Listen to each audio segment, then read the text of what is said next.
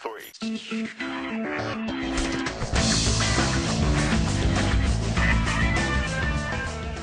Hey everyone, welcome to the Idiomatic Top 3. With Nicholas, I am the gaming correspondent for Idiomatic. And I am Dimitri, editor-in-chief of Idiomatic and movie critic.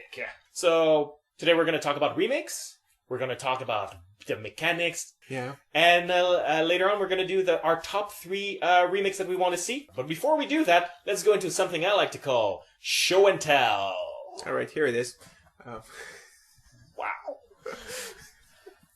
Now, instead of recommending remakes, which we're going to do on another episode, we thought we'd recommend original movies remade or that have been remade. Or being remade or that have been remade. I don't know what we decided on. Either or, that are currently being remade, that are going to be being remade that we know of. Okay, Yeah. Don't just recommend any movie and say hopefully in the future it's going to be remade. Yeah. Alright, so why don't you get us started, Nick? I'm going to recommend Highlander. A movie with Christopher Lambert and Sean Connery that's going to be remade. It's a good movie. It's good fun. It's a little campy, but it's good action. And it's about immortals fighting for a prize. They have to chop their heads off.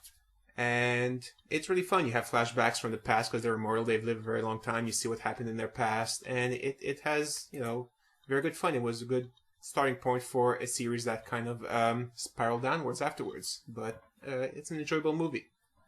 What about you, Dimitri? Well, I'm going to recommend Clue, because that's going to be remade. That they've just announced that's been greenlit, which seems such an odd idea. But the 1985 movie Clue, which is based on the board game, that stars Tim Curry and a whole bunch of great comedians. It's a great movie. It's a murder mystery parody, as you would expect a Clue movie to be, and the jokes are actually really funny. I highly recommend it. The DVD has an option for it that's pretty neat, because when the movie came out in 1985, there were 3 or 4 different endings filmed for it, and different theaters had different endings. So depending on which theater you went to, you would get a different ending to the movie Clue. Okay. When it came out in video cassette, VHS, those are the plastic things with film strips in them, and they're black, and you put them in a VCR. Yeah, and they get stuck sometimes, and you have to pull them out. And when you rewind, you can't skip scenes. Anyway, kids, it's before your time. But when it came out on home video that way, they just put all 3 endings together with Tim Curry going like, "That's what happened," and it was like, "No, that's not what happened. That's what happened," and he would do that 3 times to show all the endings. Yeah. But the DVD now has that way of doing it, but also has the option of random ending generator, which when you watch the movie, it just picks a random ending to it, which I think is pretty cool. And all endings work? There's no flaw in cheating in any of them?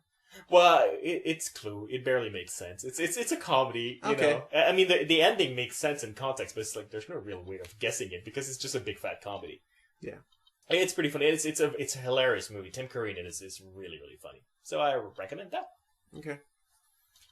All right, well, let's get to our little discussion proper, and we'll be back after these words from our sponsors. And we're back. Not a lot of money coming in, right, Dimitri? Exactly. Just not a lot of money.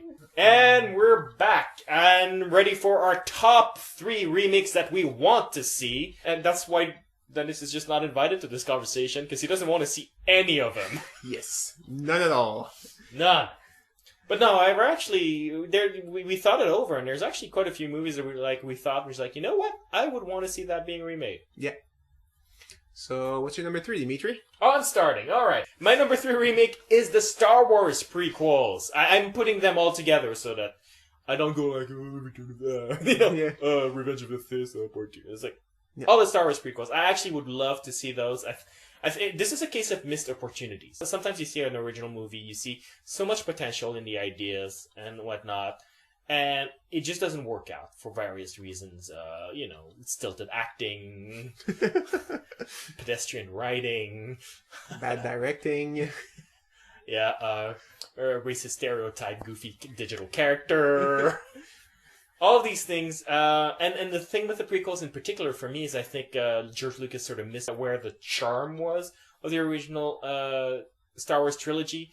it's missing a Han Solo character. It's missing a rebel. Because the whole thing with the original Star Wars, what makes it charming is that they're all rebels. They're people who don't listen to other people. And that makes them fun to follow around because they squabble, they make wrong decisions, because they're hard-headed, and they keep, they keep crapping on each other. Yeah. And that's sort of the dynamic that makes it charming. And when you watch the prequels, that's what's missing. Everybody's a little bit too prim and proper. I would love to see a remake of those prequels that, well, first of all, tie in a little bit more coherently with the original trilogy, but also has that sense of fun with the characters that are a little bit more lively. Yeah, I agree. That'd be great. Yeah, the episode 1, I went into it and it was like cool special effects, but I still came out kind of disappointed. And honestly, episode 3, I went to see because I want to see how it ends. Yeah. I want to see how it's going to tie up because I really was not excited at all to see episode 3. It's like, let's just get this over with. And it'd be great if they were remade. Yeah. And I was stressed. I don't think they're terrible. I think they have a lot of good ideas that are just sort of drowned in mediocrity. Yeah, they're going through the motions, it feels like. Yeah. Let's get we have this point, let's get to point B. Let's just do it. Because the overall story is not bad. Like, the way Palpatine sort of takes over the Republic and turns it into an empire is actually, that's a good story. I would actually keep most of the plot the same. It's really just the execution and the nature of the characters. Yeah, I agree. Cool. And you're number 3. Dune. I saw that movie. It made no sense. I watched it again. It made no sense again. Which version did you see, though? Because there's like several versions of Dune. The one with Patrick Stewart. And what's it? No, I mean, there's several edits of that movie. The original one. The one that was... The theatrical edit? The theatrical edit, yes. Okay. It took me 3 times to understand that movie. Mm-hmm. And I love science fiction, and it has good concept. And when I actually sat down with somebody that read the book, and he explained to me point by point, while pausing the movie, every time, okay, this is what's happening here, and this is what's happening there. Yeah, it's pretty good, but it's only for fans of Dune that have read the book and that can understand, what's happening. It has a good potential. You just need to cut certain ideas from the book and just make it so that it fits in the 2-hour time slot, and that people don't walk out, of that thing wondering what the hell just happened here. Or go to Lord of the Rings route of just making 3 movies. Yeah. Because there's the built-in audience for it. They could get away with it. Yeah, that's true. Because it seems very interesting. The way my friends were explaining everything to me is like, oh, that's why you do this, that's why you do that. And it's like a bunch of in-jokes, I'm guessing. A bunch of, blanks of this. They're doing this because it's in the book. And, it doesn't really make that much importance to the story, but we're still going to mention it just to confuse people that don't know what the hell's happening. It's very hard to watch. Yeah. Did you see the made-for-TV miniseries of Dune? Yeah. Did you like that? It took its time a little more. I thought the acting was really subpar. Okay. But having seen the movie and understanding it, I could follow it better. And yeah, I enjoyed it a little more besides the acting. But yeah, that was good. Yeah. It was a lot longer too. They didn't try to cram everything into 2 hours. Yeah, well, that's why I mentioned it. Yeah. Yeah. So yeah, you're right. Take a little more of your time, make it better, and maybe 2 movies, 3 movies. I love whenever you give advice. It's like, make it better. And I know that you're a teacher too. I know that you're a teacher on the graduate level. Yeah. And I keep imagining your students going like, so how do you do this? Well, just do it better. Okay. If they want to ask me about programming and observational astronomy, I will tell them how to make it better. I am not a film writer. I cannot give them more advice than that on making it better. And after you've thoroughly made fun of me, what is your number 2 choice? My number 2, don't worry, you'll have plenty of chance to make fun of me when we get to my top one. But my number 2 choice is Troll 2. Really? Yeah. Troll 2, for those of you who don't know, is the sequel to Troll, but not really. It's actually Goblins that they renamed Troll 2. And it's a really, really low budget horror movie. It's by this Italian director, but filmed in the heartland of America. Oh. And there was a documentary about it called Best Worst Movie, because it has sort of garnered a cult following as this awful, awful movie that reaches so bad that it's awesome. Okay. And I can see where that's coming from, but I think it's a very hipsterish way of looking at it. I'm a very big fan of B movies, as I mentioned, and when I watch Troll 2, I actually like it because I like it. I actually think there are good ideas there.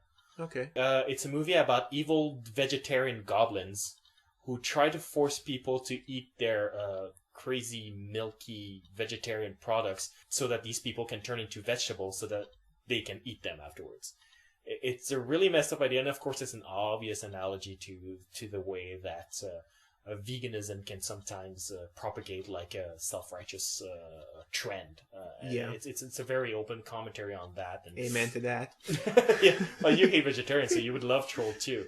But the problem with it is that it has a terribly small budget. It's a B movie. It's a ridiculously small budget. It did not have the budget to hire proper actors. Okay. Though they do their best with really stilted lines that were written by an Italian woman who refused to use a translator and instead translated the movie herself in a library with an English-Italian dictionary. Oh, wow. It has some really, really wickedly weird lines. But having said that, this is a movie that could actually work. It has some really, really fun and creepy ideas. The final scenes, I still find that if you're willing to look past the special effects, and again, as I mentioned, I have a blind spot with those, really scary. So I would love to see a big budget version of that, keeping the same things, but, getting a little bit of professionalism into it. That's interesting. Mm. Not a fan of horror, but you're selling me on it. It's just a vegetarianism thing, isn't it? Yes. Yeah. Death to vegetarians. Yeah. But really, I'm mentioning this mostly as this idea of making remakes of B movies. Okay. Successful cult B movies. Because it's clear where you can improve them by throwing money at it. Okay. Yeah. That makes sense. Yeah. Well, what's your number 2? My number 2 is Highlander. They need to remake that one. I mentioned it earlier that I recommend it. Highlander was based on immortals fighting, and there can be only one, and when there's one at the end, he gets a prize, and spoiler warning, at the end of Highlander, there is only one left, because that's the whole thing of the movie.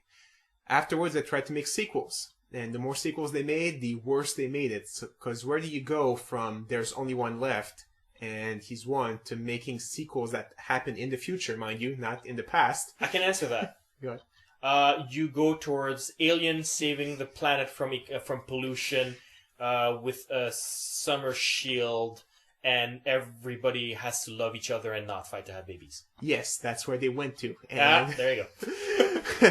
And it failed completely miserably. It's at a point where the series is completely dead. You can't make anything with it.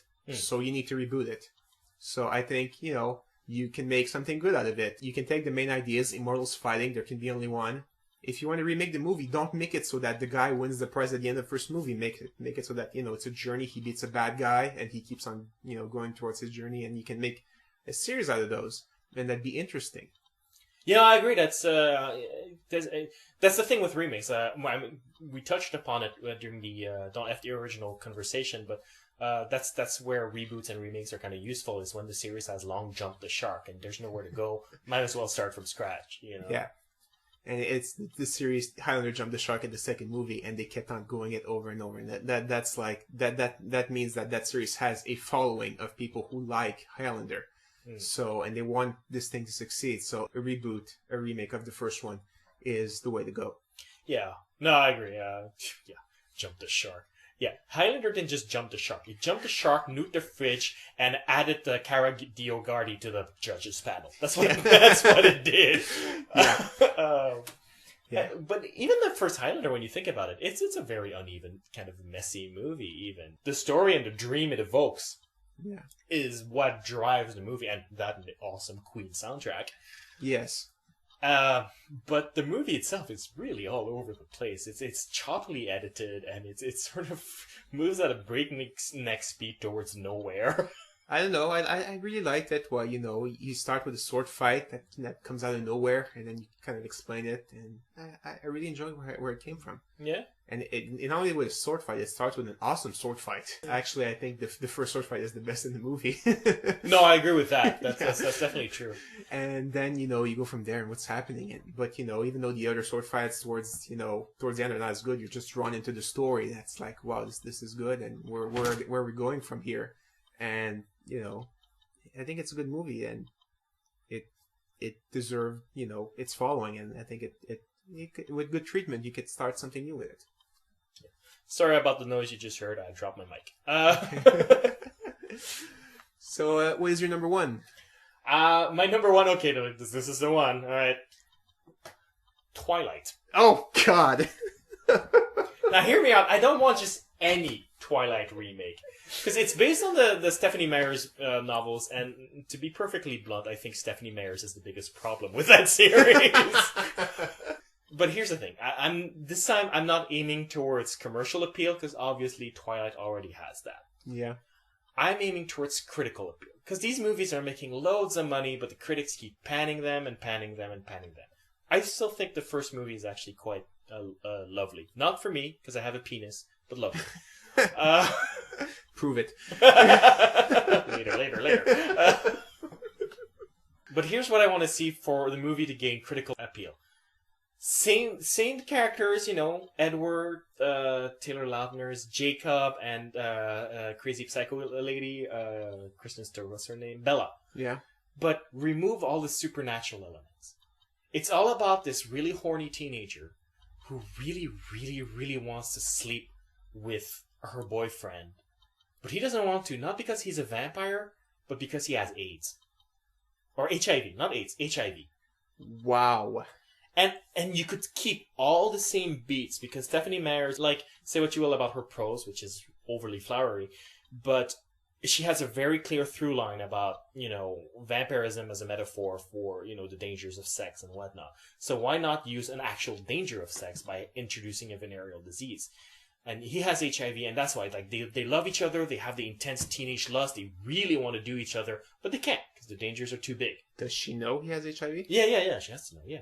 But Okay. she says, you can wear a condom, and there's the cocktail now, it's not so much a big deal, I still want to do it. And he's like, he loves her, he just doesn't want to take the chance. And he's like, no, I'm a danger to you, Bella, I'm a danger to you. Okay. And do it that way. I kid you not, you could keep the entire same beats for the first Twilight movie exactly the same, and critics would put them on their top 10 list for the year. They would be like, oh wow, it really speaks to teenagers and kids. Every kid should see that. It would be the same freaking movie. Okay. I don't know I would go see that, but that's interesting. So that's my number one pick, which I totally wasted. Your number one pick, please. Number one pick, Avatar: The Last Airbender. Number one, really? Yes. Okay. I love that series. That animated series was great. The movie was horrible. You can't take a 20-some episode series and try and condense it in 2 hours and keeping all the same episodes of everything that happened in the series. Who in their right mind thought that would work? It's ridiculous. But Avatar has a huge fan base. They're even making a new series. Following. Yeah, Legend of Korra. Yes, exactly. So they're making their series. So it's time. Just do it quickly. Remake the movies.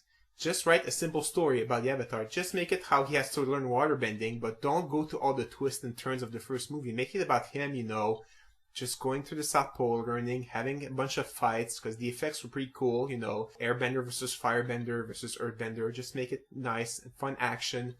Don't make it so lame as this movie was. Yeah, I think that movie tried to achieve a little bit more than it really needed to. It also suffers from having either a bad or absentee director. A lot of people want to say it's M. Night Shyamalan because he's a bad director. I don't actually agree with that. I don't think he's a bad director. I think he's an iffy writer. But, plotter. His writing itself is fine, but the plot, Okay. but as a director, I think he's actually really competent. I think he had his hands tied, and this is one of those producer-directed movies that you see once in a while. Okay. Especially when they hire a director that was hot when they hired him, and then had 2 flops in a row. Oh. When he actually started working on it. So. Wow. But I would take a different approach. I think I wouldn't simplify it too much. I think you're right that it tries to do too much, but I would take out the serial aspect of it, which means the trek across the world. Yeah. The trek across the map is the biggest problem if you try to insert that in the movie, because it's episodic by nature and it's too much material. Yeah. I would take the first book, the Water Book. Yeah. Take the first 2 episodes, condense them into one because they're really slow paced anyway. Yeah. So that would probably take up a half an hour. Yeah. Then take a random episode from the middle, hopefully something dealing with Zuko, because he's my favorite character and he's such a great villain. Yeah. And then take the last 2 episodes of that season. Yeah. And that would make the movie and into a single through line where he just travels to 2 places. Yeah. He goes from the North Pole. Something happens in the middle there. You thought you learned about the Earth Nation and Zuko, like you said, and then all the way South Pole, and then he learns waterbending. That would be great. Yeah. What they did there was just... Yeah, well, they also missed the spirit. Like, this is one where it's not a remake, but it's an adaptation, but they really F with the original right there because, well, the thing that bugs me the most about the movie is, of course, that the script gives a restriction to Aang that he doesn't have in the cartoon, which is that in his avatar state, he cannot harm other human beings. What? Yeah, it gives him that restriction. Yeah. And it misses the point. I don't want to spoil the series. Like, if you guys haven't seen it, go check it out on DVD. Like, I know a lot of older listeners might have skipped on it because it's Nickelodeon, it's for kids, and the drawings are really cute. But, like, seriously, it's a complex, engaging story for people of all age. And certainly, as an adult, I got a lot out of it. Yeah. And but without getting too much into spoilers, the idea of him not being able to hurt other human beings completely destroys the entire point of season 2 and the first half of season 3. Yeah. Because those seasons are all about the angst that he lives through with having the responsibility and power to really change the world. Yeah. In destructive ways. I know. And no, that's really messing with the spirit of the cartoon. Yeah. So, no, you need to remake it. Just remake it real quick. Shouldn't take long to film. Yeah. A couple of months. Oh, yeah, sure. Or, whatever. What'd be great also? Hire Asian actors. I think that would be great. I think it was a missed opportunity as well. It's not that I particularly mind when they change the race of a character, but in the case of Avatar: The Last Airbender, it's just so entrenched in Asian mysticism and mythology and iconography that seeing a little white dude in a Tibetan monk monastery and say I grew up there, I mean, it's possible because it's in an alternate world, but it's also incredibly distracting. That's true. Yeah. And plus, Asians on TV, not a bad thing. I mean, like, it would be great to have some. And, like, I don't like where they have active roles, not like in Glee, where their only role is to mention that they're Asian every 2 seconds and then suffer a stupid racist pot shot that the TV makers are going like, well, we're making fun of the stereotype, not the stereotypees. And it's like, yes, I get that, but at the same time, you've been making the same pot shot for 22 episodes in a row. It's coming across differently at this point. But tell us how you really feel. No, it's not really anger. I just think it's. No, I understand. We're starting to have Black Americans being more represented in movies. Yeah. And certainly we should continue. And we finally have, like, Will Smith is the biggest box office grosser. Yeah. In the world, and he's black. And let's face it, 10 to 15 years ago that would never have happened. So already there's been progress made. It would be nice if. To give that same opportunity to other races as well. And Asians is one where, roles can one day finally go to someone else than, Daniel D. Kim. Yeah. Especially if the role is meant for, Asian actor. Yeah. Like Avatar. You really feel, it's not an anime, but it really feels like it. Yeah. So it should totally go there. I think so. And I'm sure you can find some pretty cool actors. Yeah. Just go on Disney Channel. Disney has been very good about being very equal opportunity in its casting, and you can find plenty of Asian kids. Jet Li's short enough to play Aang. True, but I don't know that he can play that angst. Yeah, that's true. That's it for us. If you have any questions, comments, you can write us at mail@idiomanic.com or post a comment right below the episode at idiomanic.com. And next week, we'll be doing the opposite. We'll be talking about remakes that we do not want to see. Yep. See you next week. See ya.